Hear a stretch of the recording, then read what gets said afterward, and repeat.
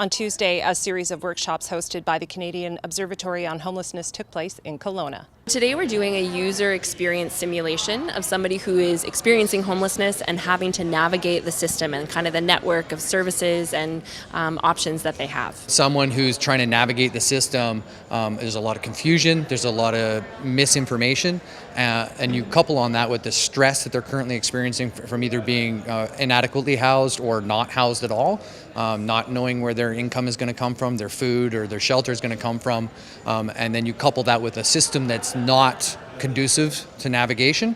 It creates a lot of stress in a person. This is part of a national initiative called the Making Zero Count project, and so we were provided funding at the COH through the federal government to test and refine and also figure out how to implement a definition of ending homelessness or functional zero. This is sort of a next step in the implementation of the Journey Home strategy.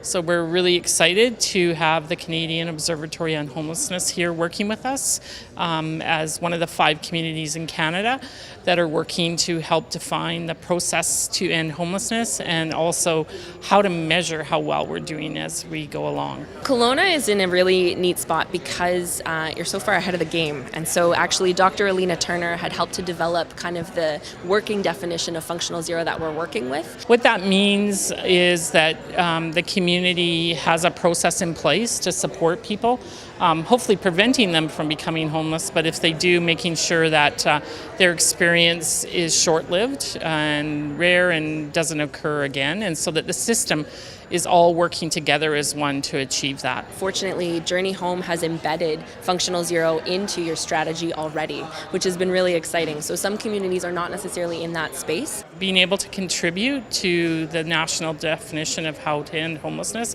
is quite a remarkable achievement for Kelowna.